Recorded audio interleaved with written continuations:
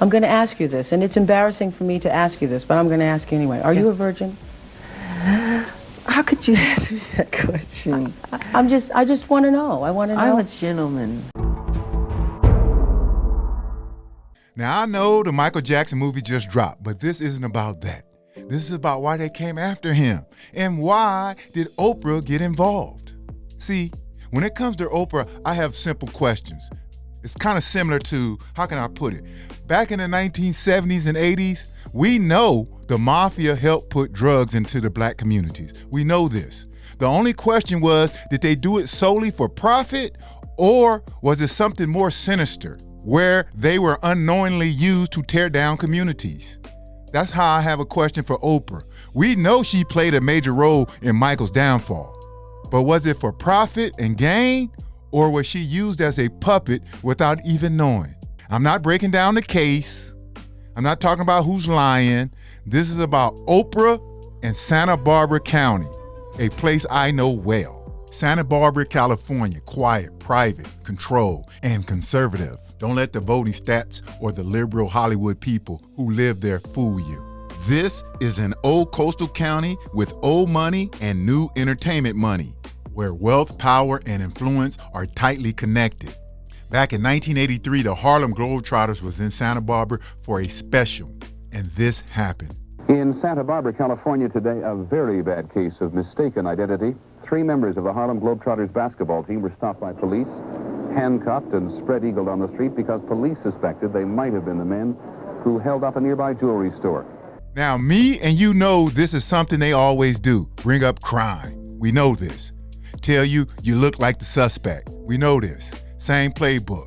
But the Globetrotters went on Phil Donahue to talk about how they felt. In Santa Barbara, California, last December, and in broad daylight, we're suddenly surrounded by what would have to be described as the appearance of a SWAT team of police, all of whom were armed. You must have freaked.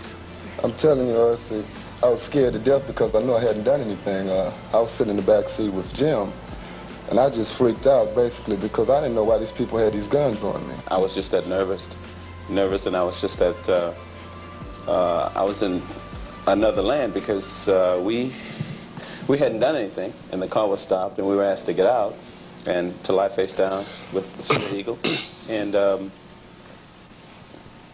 it was just a very frightening experience. This story has such an effect on the image of the area that the very next year they created a TV show called Santa Barbara to put out an image of the city they wanted. It's a place that's so concerned with their image that even when they're trying to be inclusive, they practice performative diversity, meaning it's fake and just for show. Now, I used to live in the 805, so I know this place like the back of my hand. That's one of the reasons why this story is so personal to me, because I was living in the area when he purchased Neverland. And when the initial allegations were made against him, I was there. We have more now on Michael Jackson, the latest on the investigation into allegations of molestation. Now, when Michael first moved there, nobody had an issue with him. Neverland was way out of the way in the boonies. That's exactly what they wanted. A big name celebrity out there on his own land, not bothering them. And this is where all Michael Jackson problems started. He began hosting children at the Neverland Ranch. He hosted 45 critical ill children from the Project Dream Street organization, bringing them to the ranch for tours, meals, and films. At first, this wasn't a problem, but as soon as he started bringing in inner city kids, it became an issue, and many of them came with their parents, chaperones, and now you've got a lot of people in the area they're not used to seeing, and they stick out like a sore thumb, and people started noticing. It's an area with shops, wineries, towns like Salvain, Santa Ynez, and Los Olivos. This is rich people's haven, an area where people from all over the Santa Barbara region go. It might look separate to the naked eye, but it's really one connected community. Affluent people come from all over the world to visit this place. Now, this might sound like barbershop talk, and I know I'm not the only one who believes this, but to me, this is the main reason Santa Barbara County officials were quick to jump on anything to get him out of there. Even though Michael was just opening up his heart and home to children who may never have had those experiences like the ones he provided, the people in the area saw it differently. See, what happened to the Globetrotters was in Santa Barbara City, but where Michael was living, that's wine country. Same region, known for wine tasting, more bougie. Listen to these two women's experience. The one on the left is Iris Rideau. She's a Creole woman from Louisiana who used to own a winery in Solvang. She is one of the richest black women in the area. And the other woman on the right is a wine expert interviewing her. Listen to their experiences. Last night we were at a tasting room, and usually whenever I go to tasting rooms, I always ask for library wines. I always ask for things that are not on the tasting menu. That's just how I am. And a lot of times people celebrate that, and they're like, okay, the moment she asks for a library wine, she knows what she's talking about, and they're happy to pour things. Right. Last night the guy was like, do you even know what a library wine is? He asked you that? He asked me that. He asked, do you even know what a library wine is? Are you kidding? And I was totally offended. I know you were. I was totally offended. Like, I've paid thousands of dollars for educations in this wine, for an education in this wine business. Right. I've traveled the world drinking wine, and I asked him specifically for a library wine, and he said, "Do you even know what it is?"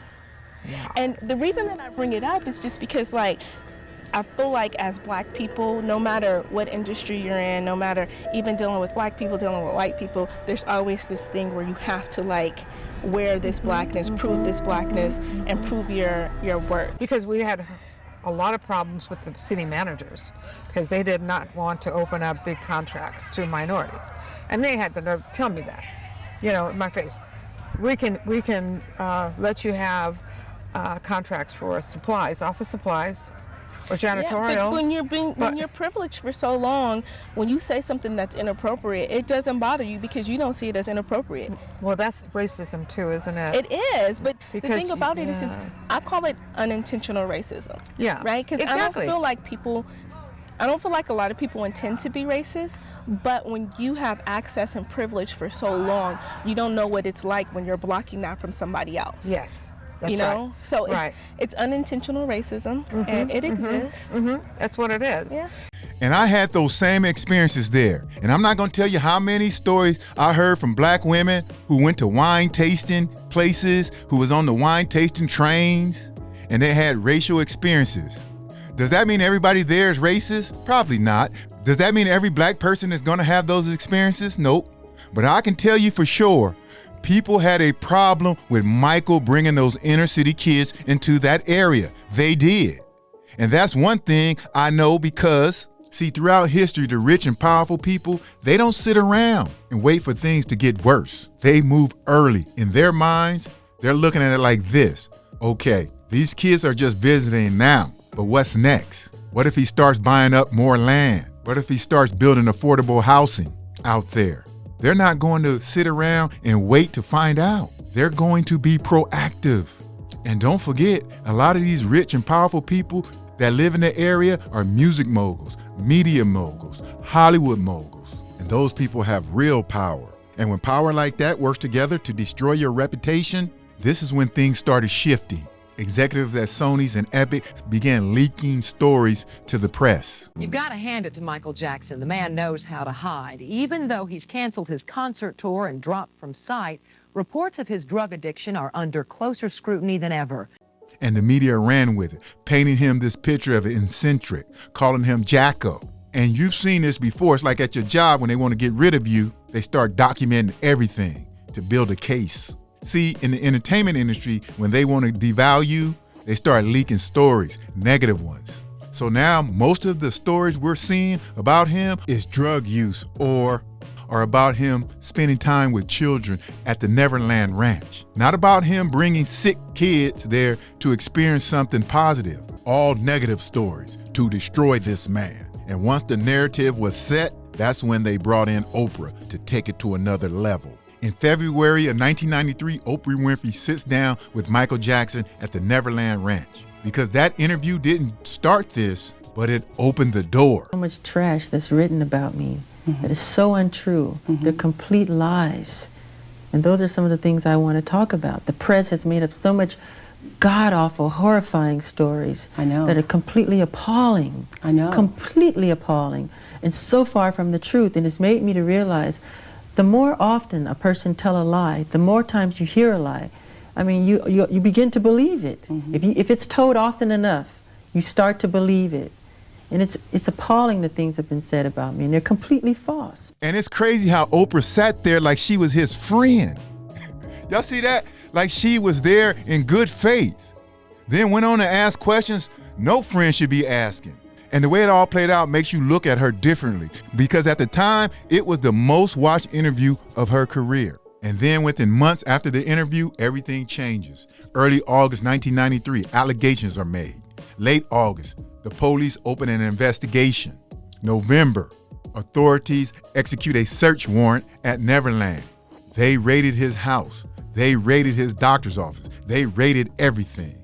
Now, I don't know about you, but where I'm from, if someone comes to your house and then your house gets raided after you started asking me a bunch of questions, we know what that means. And all this led up to what they really wanted to do: humiliate the man. I have been forced to submit to a dehumanizing and humiliating examination by the Santa Barbara County Sheriff Department and the Los Angeles Police Department earlier this week. They served a search warrant on me which allowed them to view and photograph my body, including my penis, my buttocks, my lower torso, thighs, and any other area that they wanted. They were supposedly looking for any discoloration, spotting, blotches, or other evidence of a skin color disorder called vitiligo, which I have previously spoken about. The warrant also directed me to cooperate in any examination of my body by their physician to determine the condition of my skin, including whether I have vitiligo or any other skin disorder. In this photo, the man with Oprah is an FBI profiler who investigated the case. His name is Jim Clemente.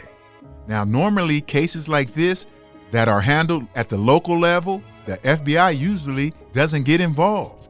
The FBI usually gets involved when federal laws are broken. So it makes you ask, why was the FBI there? And why did Oprah participate in going after someone she acted like was her friend? All this was going on and Michael was still making new music and dealing with real legal battles with Sony. And at the same time, the case with the accuser ends in a settlement. After tearing Neverland apart, after raiding his house, his doctor's office, everything, they didn't find any evidence. They even found that some of the accuser's descriptions didn't match Michael's body. But did Oprah make a story out of that? Nope. If they had found evidence, it wouldn't have mattered what the accuser wanted to do, because they weren't just looking for one claim. They were looking for evidence of him abusing children, and they didn't find any of it. Did Oprah do a story on that? Nope. Then in 1998, Michael wins a legal case against Victor Gutierrez. Gutierrez had claimed there was a video showing Michael abusing a minor. Michael sued for defamation and won $2.7 million. Did Oprah do a show on that? Nope. But all of a sudden, in 2001, she buys a $50 million estate in Montecito, California, same county as Neverland. She names it Promised Land. And folks, this is one of those affluent places where it doesn't matter how much money you have. They have to accept you. They have to be okay with you. And while she was in her cushy mansion, her friend was still experiencing this. Did it to try and belittle me, to try to take away my pride. But I went through the whole system with them. And at the end, I wanted the public to know that I was okay, even though I was hurting. What happened when they arrested you? What did they do to you? They were supposed to go in and just check fingerprints and do the whole thing that they do when they take somebody in. They manhandled me very roughly. My shoulder is dislocated, literally. It's hurting me very badly. I'm in pain all the time. See this arm? This is as far as I can reach it. But here comes more performative work. California passes a law after the 1993 Michael Jackson case. The idea was that a civil settlement can't stop a criminal investigation. This was all for show, to make people think Michael got away with it the first case because he paid off the accuser. No, he didn't. He got off because they didn't find any evidence. But this opened the floodgates.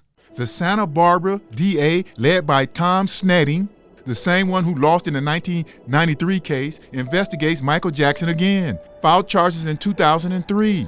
And you remember, they have all the evidence from the 1993 case, pictures of Michael's body. So it's ironic that the new accuser, with help from the prosecution, testified that he had seen Michael Jackson's private body parts at the trial. Folks, these people are doing everything they can to get him out of this county. But you all know what happened. Michael is found not guilty, folks, on all accounts. And once again, nothing from Oprah.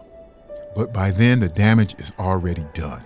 He never returns to Neverland. He leaves the country. And in 2009, Michael Jackson passes away. But all of a sudden, Oprah returns. This time to interview his mother, Catherine. And we know this is what she does. She becomes friends with people, then stabs them in the back. She did this to Monique, who told her family secrets, and Oprah betrayed her. This is her pattern. But it doesn't stop there. In 2016, Oprah buys another property in Montecito, same area. And in 2019, she hosts the After Neverland documentary, sits across from all the accusers to validate that documentary. She knocks on the door into the theater, and then she comes in and Michael says, "Oh, I'm sorry, I didn't know that door was locked." And she comes in the room and she sees you, your clothes are on, and she thinks everything's over. So when you look at the timeline, this all started with Oprah's 1993 interview. And that happens sometimes. An interview or a documentary comes out, and then prosecution follows. But what doesn't happen is someone who claims to be your friend spits on your grave. So why, Oprah? You didn't need the money. Tell us why. Broke it down to its very last calm down.